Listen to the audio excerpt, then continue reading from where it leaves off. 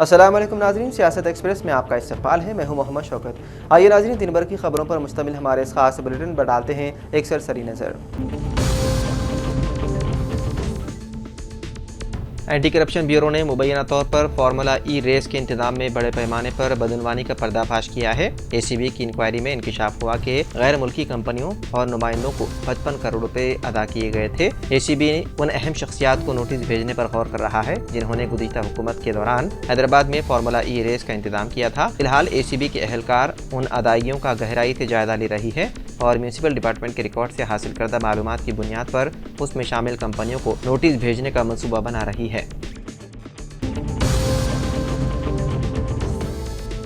مغربی بنگال پولیس نے اشتعال انگیز تقریر کرنے پر بی جے پی رہنما اور اداکار متھن چکرورتی کے خلاف مقدمہ درج کر لیا۔ 27 اکتوبر کو شمالی 24 پرگنہ ضلع میں بی جے پی کے ایک پروگرام میں متھن چکرورتی نے کہا تھا کہ ہمیں ایسے کارکن کی ضرورت ہے جو کہے مارو تمہیں کتنی گولیاں ہیں۔ انہوں نے 27 اکتوبر کو پروگرام میں کہا تھا کہ سال 2026 کے اسمبلی انتخابات کے بعد مغربی بنگال کا تخت بی جے پی کا ہوگا۔ اس کے لیے ہمیں ایسے کارکن کی ضرورت ہے جو سامنے سے لڑیں، ہمیں ایسے کارکن کی ضرورت ہے جو کہے مار تمہارے پاس کتنی گولیاں ہیں، ہم اپنے مقصد کے حصول کے لیے کچھ بھی کریں گے۔ آپ کو بتا دیں کہ اس پروگرام میں وزیر داخلہ امت شاہ بھی تھے موجود۔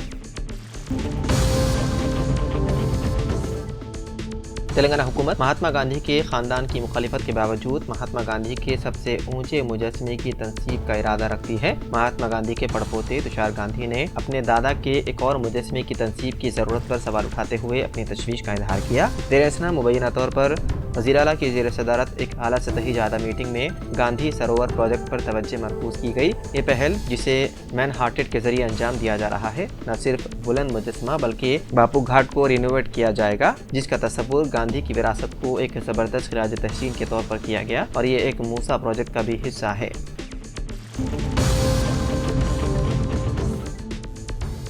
حیدرآباد کے ایک بزرگ شخص نے اسٹاک مارکیٹ کے بارے میں جاننے کے لیے واٹس ایپ گروپ جوائن کرنے کے بعد سرمایہ کاری کے دھوکہ دہی میں 50 لاکھ روپے سے ہاتھ دھو بیٹھا۔ تفصیلات کے مطابق متاثرہ شخص نے اسٹاک ڈسکشن گروپ کے عنوان سے ایک واٹس ایپ گروپ جوائن کیا۔ اس گروپ کو کنال سنگھ نامی نوجوان چلا رہا تھا جس نے اپنے آپ کو ایک معروف مالیاتی مشیر کے طور پر متعارف کرایا اور یہ دعویٰ کیا کہ ان کی اسٹاک ٹریڈنگ رہنمائی گزشتہ کلائنٹس کے لیے غیر معمولی منافع بخش رہی۔ رپورٹس کے مطابق متاثرہ شخص زیادہ منافع کے وعدے سے متاثر ہو کر اس نے مجوزہ آن لائن کلاسز میں داخلہ لینے کا فیصلہ کیا۔ ابتدائی طور پر متاثرہ شخص کو چھوٹی رقم سرمایہ کاری کرنے کی ترغیب دی گئی جس سے مبینہ طور پر اسے یہ امید پیدا ہوئی کہ منافع ہو رہا ہے، جس سے اسکیم پر اس کا اعتماد بڑھ گیا۔ تاہم وقت گزرنے کے ساتھ ساتھ اسکیمر نے اسے زیادہ منافع کے لیے بڑی سرمایہ کاری کرنے پر آمادہ کیا۔ بالآخر متاثرہ شخص کو مجموعی طور پر 50 لاکھ روپے کی سرمایہ کاری کرنے پر مجبور کیا گیا۔ مبینہ طور پر متاثرہ نے یہ رقم متعدد مستفید کنندگان کے ناموں اور کھاتوں میں منتقل کی جس سے شبہ اور ٹریکنگ سے بچا جا سکے۔ تاہم جب متاثرہ شخص نے اپنے منافع واپس لینے کی کوشش کی تو اسے احساس ہوا کہ ایک گھوٹالہ تھا کیونکہ اس کی رقم کی واپسی کی درخواست مسترد کر دی گئی تھی۔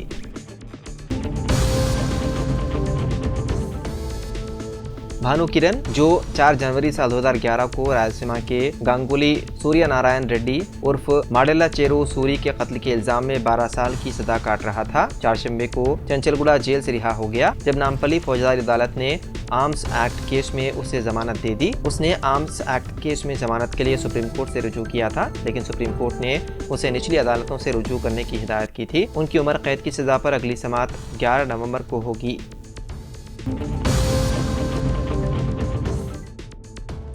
مرکزی حکومت نے راشن کارڈ بنانے کے لیے اہلیت کے کچھ اصول مقرر کیے ہیں۔ اگر آپ بھی راشن کارڈ بنوانے کا ارادہ رکھتے ہیں تو اپنی اہلیت ضرور جان لیں تاکہ بعد میں مشکلات کا سامنا نہ کرنا پڑے۔ اگر کسی شخص کے پاس 100 مربع میٹر سے زیادہ زمین یا پلاٹ ہو تو وہ راشن کارڈ کے لیے درخواست نہیں دے سکتے۔ جس شخص کے پاس 4 ویلر گاڑی ہو اسے راشن کارڈ کے لیے نااہل قرار دیا جائے گا۔ اگر آپ کے گھر میں ریفریجریٹر یا ایئر کنڈیشن موجود ہے تو راشن کارڈ نہیں بنایا جائے گا۔ اگر کسی خاندان میں کوئی سرکاری ملازمت کر رہا ہو تو اس خاندان کو اس اسکیم کا فائدہ نہیں ملے گا۔ اگر ان سب باتوں کے باوجود بھی آپ کے پاس راشن کارڈ ہے تو اسے سرنڈر کر دیں ورنہ قانونی کارروائی کا سامنا کرنا پڑ سکتا ہے۔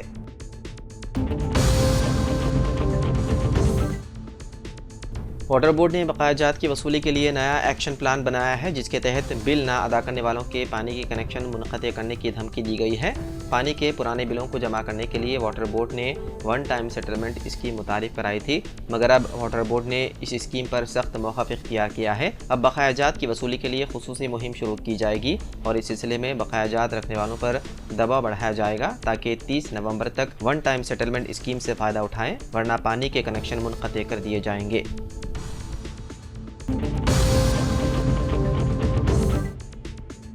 پیر کی رات ہنومان مندر میں مورتیوں کی مبینہ توڑ پھوڑ کے خلاف شمس آباد میں مکمل بند منایا گیا۔ مقامی ہندو تنظیموں نے چہارشنبے کو شمس آباد بند کی کال دی تھی۔ بند کی کال کے جواب میں کاروباری ادارے، اسکول اور کالجز بند رہے۔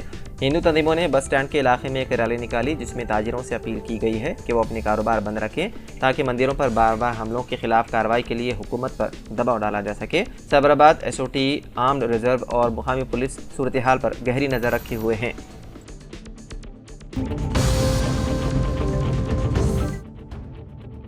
ڈونلڈ ٹرمپ دوسری مرتبہ امریکہ کے صدر منتخب، کملا ہیرس کو شکست کا سامنا۔ امریکی صدر کے انتخاب کے لیے تمام ریاستوں میں ہونے والے انتخابات کے نتائج کے مطابق ڈونلڈ ٹرمپ نے انتخابی میدان میں بازی مار لی۔ امریکی ریپبلکن پارٹی کے صدارتی امیدوار ٹرمپ اہم ریاستوں میں برتری حاصل کرنے کے بعد فلوریڈا کے ویسٹ پام بیچ میں اپنے حامیوں سے خطاب کیا۔ امریکہ کے صدارتی انتخابات میں کامیابی کے بعد خطاب کرتے ہوئے ٹرمپ نے کہا کہ ہم نے تاریخ رقم کر دی ہے، امریکہ اب نئی بلندیوں پر پہنچے گا۔ انہوں نے مزید کہا کہ ملک کے تمام معاملات اب ٹھیک کر دیے جائیں گے۔ وہیں دوسری طرف ہندوستان کے وزیر اعظم نریندر مودی نے ڈونلڈ ٹرمپ کی جیت پر ان کو مبارکباد کی پیش۔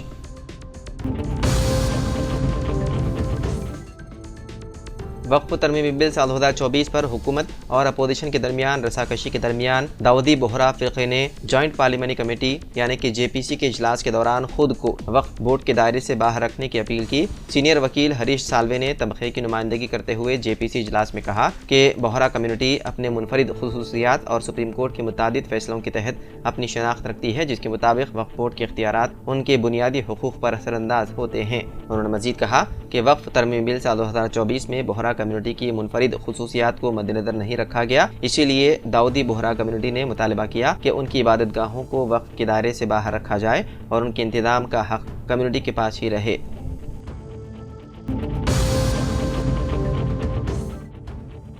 منگل کی رات رنگاریڈی ضلع کے نندیگاما میں کامسن ہائیجن انڈسٹری میں آتش زدگی کا واقعہ پیش آیا۔ اطلاعات کے مطابق یہ آگ شارٹ سرکٹ کے باعث لگی۔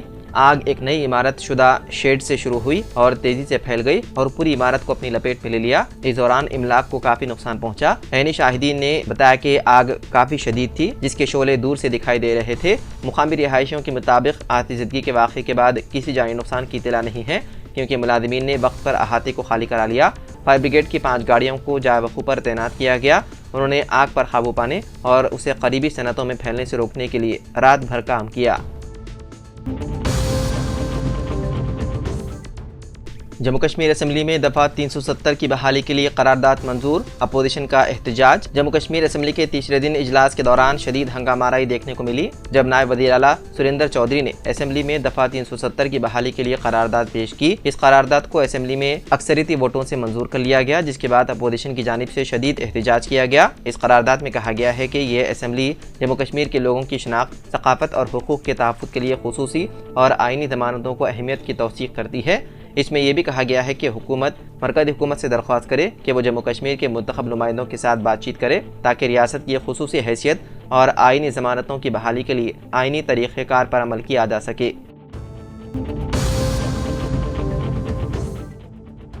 تلنگانہ میں ذات پات پر مبنی مردم شماری کا آج سے آغاز ہو گیا، جس کے لیے 80,000 سرکاری ملازمین کی خدمات حاصل کی جا رہی ہیں۔ تلنگانہ اسٹیٹ BC کمیشن کی نگرانی میں مردم شماری کا عمل شروع ہو چکا ہے تاکہ پسماندہ طبقات اور دیگر طبقات کی سماجی، معاشی، تعلیمی اور سیاسی پسماندگی کا جائزہ لیا جا سکے۔ طے شدہ شیڈول کے مطابق سرکاری ملازمین کی ٹیمیں گھر گھر پہنچ کر ہر خاندان کی تمام تفصیلات درج کریں گی اور 2 حصوں میں تقریباً 75 سوالات کو سروے میں شامل کیا گیا ہے، جن میں 56 سوالات اہم ہیں اور 19 ذیلی قسم کے سوال ہیں۔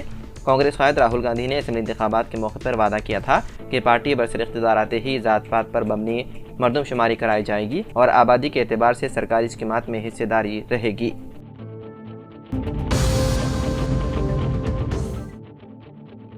حیدرآباد کے ہائی ٹیک سٹی میں موجود میڈیکیور اسپتال میں ایک افسوسناک واقعہ پیش آیا۔ جونیئر ڈاکٹر ناگا پریا جو اپنی بیماری کے علاج کے لیے اسپتال میں داخل ہوئی تھی، علاج کے دوران فوت ہو گئی، لیکن اسپتال کے عملے نے اس واقعے کو چھپانے کی کوشش کی اور مریضہ کے گھر والوں سے مزید پیسے وصول کرنے کی کوششیں کی، یہاں تک کہ اسپتال کی انتظامیہ نے یہ شرط رکھی کہ جب تک مزید 4 لاکھ روپے ادا نہ کیے جائیں تب تک لاش ورثہ کے حوالے نہیں کی جائے گی۔ مرحومہ ناگا پریا کے گھر والوں کا الزام ہے کہ اسپتال کے عملے نے پیسے نہ ملنے کی وجہ سے علاج روک دیا، جس کے باعث ناگا پریا کی موت واقع ہو گئی۔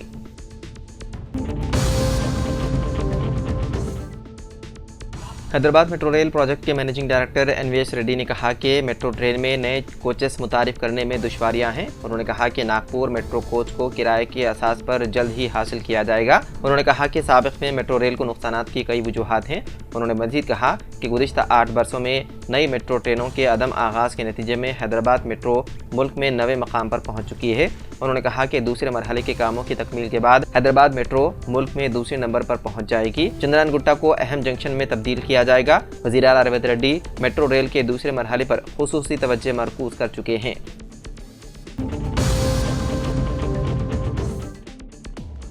حیدرآباد میں ایک شرمناک واقعہ پیش آیا جہاں پر ایک 50 سالہ خاتون کی اجتماعی عصمت ریزی کی گئی۔ یہ واقعہ گزشتہ رات مدھورا نگر پولیس اسٹیشن حدود میں واقع اوم نگر میں پیش آیا۔ اطلاعات کے مطابق 50 سالہ گھریلو ملازمہ اپنے گھر جانے کے لیے ہائی ٹیک سٹی کے بس اسٹاپ پر بس کا انتظار میں کھڑی ہوئی تھی۔ اس دوران 3 نوجوان اس کے پاس پہنچے اور کپڑے دھونے پر 500 روپے دینے کا وعدہ کر کے اسے اپنے گھر لے گئے۔ گھر لے جانے کے بعد نوجوانوں نے اسے کمرے میں بند کر کے اس کے ساتھ اجتماعی عصمت ریزی کی۔ بعد ازاں خاتون کسی طرح وہاں سے نکلنے میں کامیاب ہو گئی اور اس نے مدھورا نگر پولیس سے شکایت کی۔ پولیس نے اس معاملے میں کیس درج کر کے تحقیقات شروع کر دی۔ ملزمین کا تعلق ریاست اتر پردیش کے گورکھپور سے بتایا گیا ہے جو شہر میں مقیم ہیں۔ تو ناظرین، سیاست ایکسپریس میں فی الحال اتنا ہی۔ مزید خبروں کے لیے آپ دیکھتے رہیے سیاست ٹی وی۔ فی الحال مجھے دیں اجازت، خدا حافظ۔